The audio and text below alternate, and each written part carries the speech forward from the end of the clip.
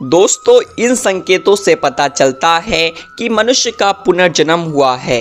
भगवान श्री कृष्ण ने नारद जी को उन महत्वपूर्ण रहस्यों के विषय में बताया है जिससे यह पता चलता है कि मनुष्य पिछले जन्म में कौन था तथा उसने पिछले जन्म में पाप कर्म किए थे या पुण्य कर्म किए थे।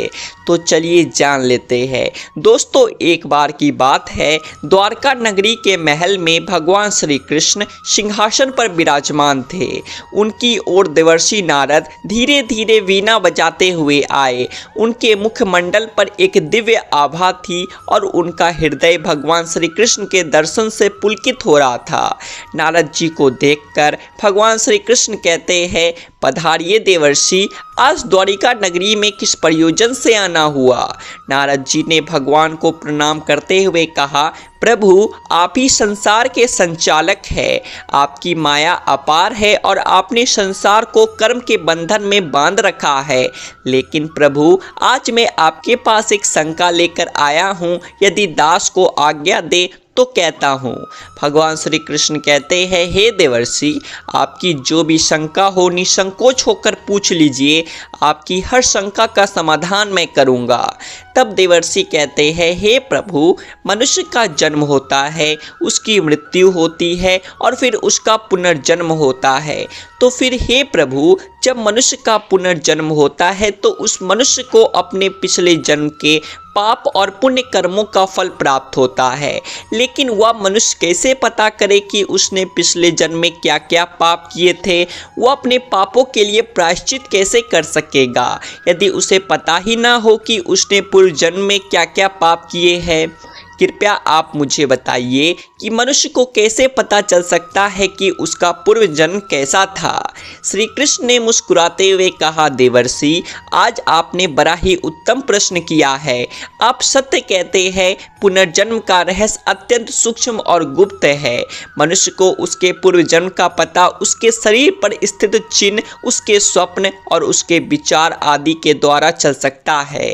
हे देवर्षि, उन चिन्हों और लक्षणों के बारे में बताने से पूर्व मैं आपको एक प्राचीन कथा सुनाता हूँ। इस कथा को सुनकर आपको आपके सभी प्रश्नों के उत्तर मिल जाएंगे। इसीलिए हे देवर्षि, आप इस कथा को ध्यान से पूरा सुनिए, क्योंकि आधा अधूरा ज्ञान आपके लिए भी अशुभ हो सकता है। देवर्षि कहते हैं, हे प्रभु, ये तो मेरा बड़ा ही सौभाग्य है जो ये कथा मैं आपके मुख से सुन रहा हूँ। आपके मुख से कथा सुनने मात्र से ही कोटि कोटि पाप मेरे नष्ट हो जाते हैं। इसीलिए हे प्रभु, कृपया आप वह कथा मुझे सुनाइए। मैं इस कथा को ध्यान से पूरा सुनूंगा और इसका प्रचार करूंगा।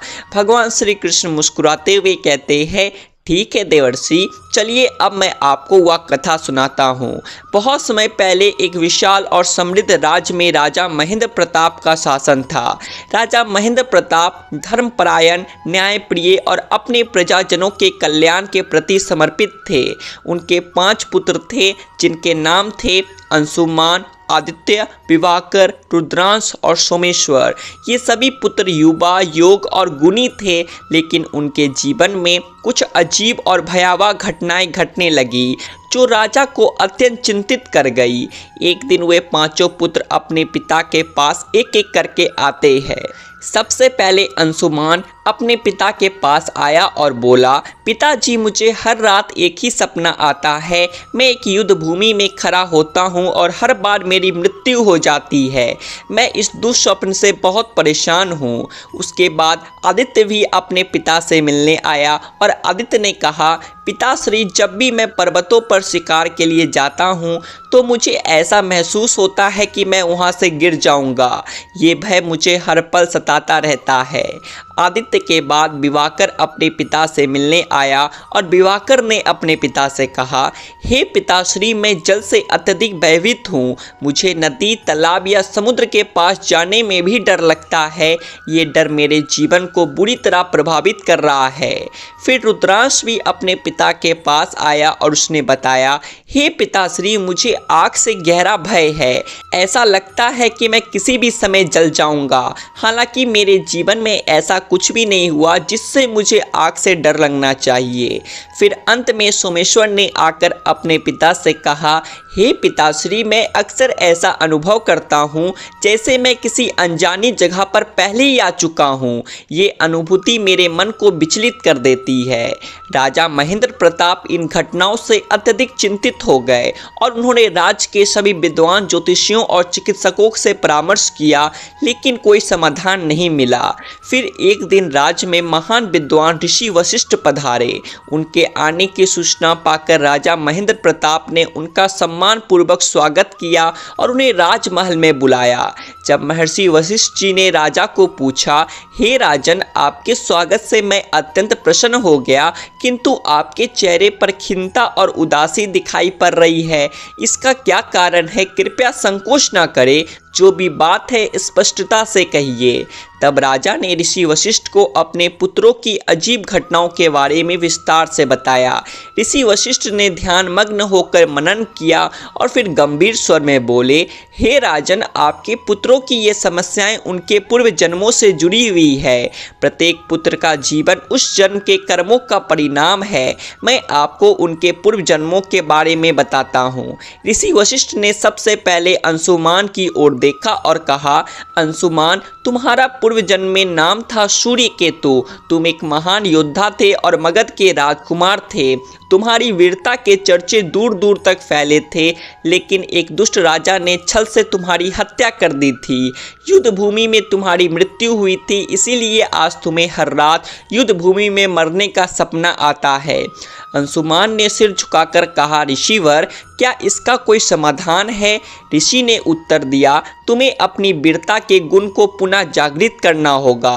किसी बड़े यज्ञ का आयोजन कर उसमें अपनी वीरता का प्रदर्शन करो, इससे तुम्हारी आत्मा को शांति मिलेगी। फिर ऋषि वशिष्ठ ने आदित्य की ओर मुड़ते हुए कहा, आदित्य, तुम्हारा पूर्व जन्म में नाम था धवल। तुम एक कुशल शिकारी थे और हिमालय के पर्वतों पर शिकार किया करते थे। एक दिन तुम शिकार करते समय पर्वत से गिरकर अपनी जान गंवा बैठे। यही कारण है कि आज तुम्हें ऊंचाइयों से डर लगता है। आदित्य ने चिंता व्यक्त करते हुए कहा, ऋषिवर, मैं इस भय से कैसे मुक्ति पाऊं? ऋषि वशिष्ठ ने कहा, तुम्हें पर्वतों पर तपस्या करनी होगी। वहाँ के शुद्ध वायु और प्रकृति के साथ संपर्क से तुम्हारे मन का यह भय समाप्त हो जाएगा। ऋषि वशिष्ठ ने विवाकर की ओर देखा और कहा, विवाकर, तुम्हारा पूर्व जन्म में नाम था जलराज। तुम एक कुशल नाविक थे और समंदरों में यात्रा किया करते थे, लेकिन एक भयंकर तूफान में तुम्हारी नाव डूब गई और तुमने अपने प्राण गंवा दिए। यही कारण है कि आज तुम्हें जल से अत्यधिक भय लगता है।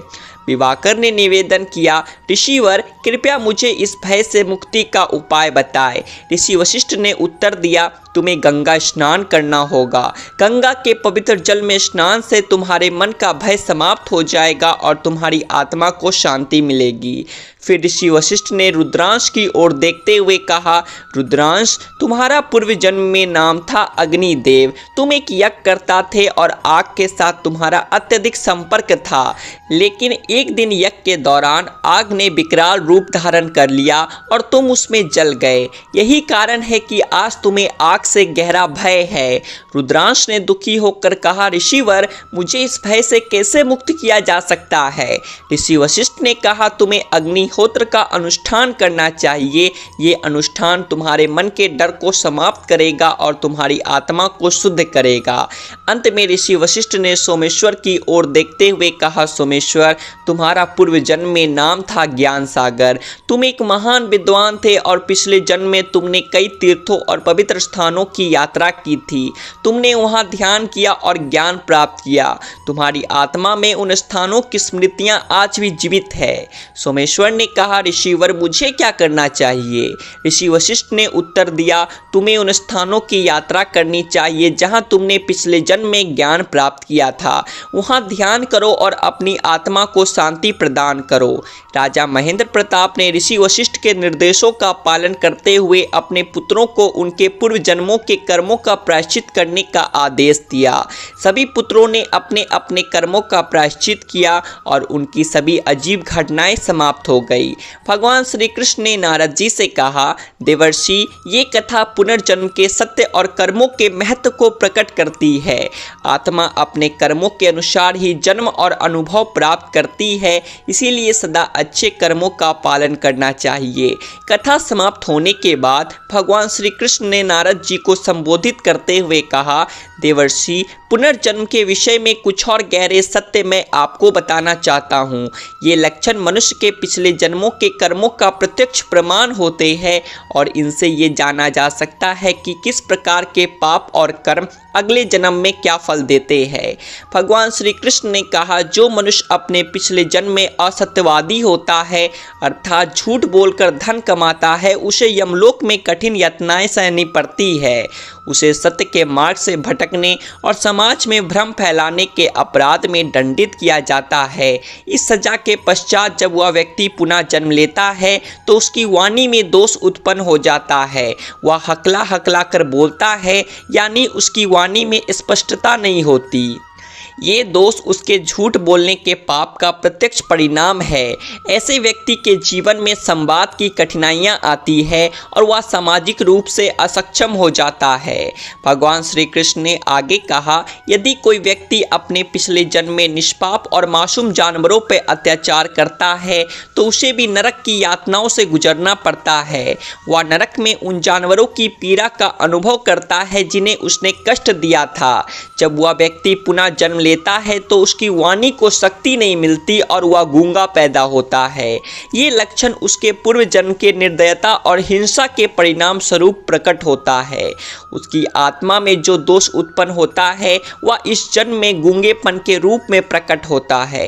भगवान ने गंभीर स्वर में कहा, जो व्यक्ति अपने पूर्व जन्म में अकारण किसी की हत्या करता है वह भी नरक की भयानक यातनाओं का सामना करता है।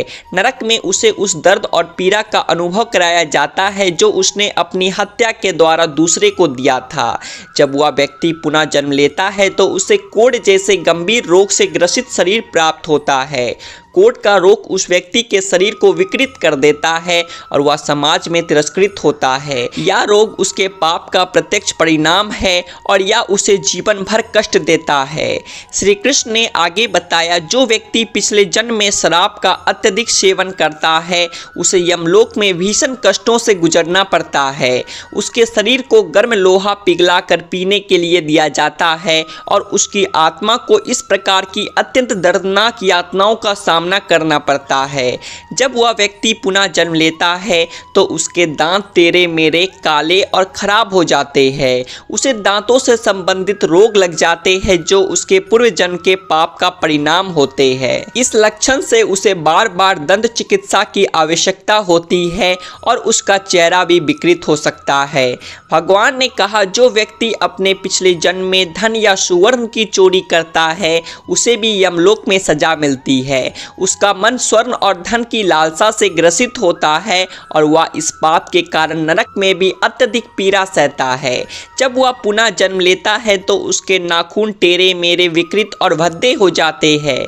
उसके नाखूनों की यह विकृति उसके पूर्व जन्म के पाप का प्रतीक होती है। इस लक्षण के कारण वह समाज में तिरस्कृत होता है और उसका आत्मविश्वास भी कमजोर हो जाता है। श्री कृष्ण ने गंभीरता से कहा, जो व्यक्ति अपने पिछले जन्म में गुरु का अपमान करता है या गुरु की पत्नी के साथ शारीरिक संबंध बनाता है वह अत्यंत पापी होता है। ऐसे व्यक्ति को नरक में कठोर दंड दिया जाता है। उसे चर्म रोगों का सामना करना पड़ता है जिससे उसकी त्वचा में विकृति आ जाती है। जब वह पुनः जन्म लेता है तो उसे चर्म रोग से पीड़ित शरीर प्राप्त होता है। उसकी त्वचा में विभिन्न प्रकार के विकार उत्पन्न होते हैं और वह जीवन भर इस रोग से पीड़ित रहता है। या उसके गुरु के प्रति किए गए पाप का परिणाम है। भगवान श्री कृष्ण ने बताया, जो व्यक्ति अपने पिछले जन्म में दान धर्म का पालन नहीं करता वह इस जन्म में अत्यंत दरिद्र बनता है। वह नरक में दरिद्रता की यातनाओं को सहता है और भिक्षा मांगकर जीवन यापन करता है। जब वह पुनः जन्म लेता है तो उसकी आर्थिक स्थिति अत्यंत कमजोर होती है। उसे भिक्षा मांगनी पड़ती है और उसका जीवन अत्यंत कठिनाइयों से भरा होता है। ये दरिद्रता उसके दान धर्म के अभाव का प्रतिफल है। भगवान ने कहा, जो व्यक्ति अपने पिछले जन्म में अपनी पतिव्रता पत्नी को कष्ट देता है और वैश्या के साथ संबंध बनाता है, उसे नरक में भीषण यातनाएं झेलनी पड़ती है। जब वह पुनः जन्म लेता है तो उसे दुष्ट और कष्टदायी पत्नी प्राप्त होती है। उसकी पत्नी उसे सदा दुख और पीड़ा देती है, जो उसके पूर्व जन्म के पाप का प्रतिफल है। ये लक्षण उसके जीवन में मानसिक और शारीरिक पीड़ा का कारण बनता है। भगवान श्री कृष्ण ने कहा, जो व्यक्ति अपने पिछले जन्म में अपने माता पिता का अपमान करता है और उन्हें कष्ट देता है, वह नरक में कड़ी सजा पाता है। जब वह पुनः जन्म लेता है तो उसकी संतान मूर्ख और दुष्ट जन्म लेती है। ऐसा संतान अत्यधिक कष्ट देती है और उसकी मानसिक शांति छीन लेती है। ये लक्षण उसके माता पिता के प्रति किए गए कुकर्मों का परिणाम है। भगवान ने समझाया, जो व्यक्ति अपने पिछले जन्म में धर्म ग्रंथों की चोरी करता है, वह भीषण पाप करता है। उसे नरक में कठोर दंड दिया जाता है। जब वह पुनः जन्म लेता है तो वह जन्मांध हो जाता है, उसकी आंखों की रोशनी चली जाती है और वह जीवन भर अंधकार में जीता है। ये लक्षण उसके धर्म ग्रंथों की चोरी के पाप का प्रतिफल है। अंत में श्री कृष्ण ने कहा, जो व्यक्ति अपने पिछले जन्म में रजस्वला स्त्री के साथ संभोग करता है, वह नरक में भीषण कष्ट झेलता है। जब वह पुनः जन्म लेता है तो वह नपुंसक जन्म लेता है। यह लक्षण उसके पिछले जन्म के पाप का प्रतिफल है, जो उसे जीवन भर दुख और अपमान सहने पर विवश करता है। भगवान श्री कृष्ण के मुख से ये सभी लक्षण सुनकर नारद जी अत्यंत प्रभावित हुए। उन्होंने भगवान को प्रणाम किया और कहा, प्रभु, आपने जो ज्ञान मुझे दिया है वह अनमोल है। मैं इसे संसार में प्रचारित करूंगा ताकि लोग अपने कर्मों का सही मूल्य समझ सके और सही मार्ग पर चल सके। इस प्रकार भगवान श्री कृष्ण ने नारद जी को पुनर्जन्म और कर्मफल के महत्व का बोध कराया और नारद जी प्रसन्न होकर संसार में इस ज्ञान का प्रचार करने के लिए प्रस्थान कर गए। बोलिए राधे राधे, जय श्री कृष्ण।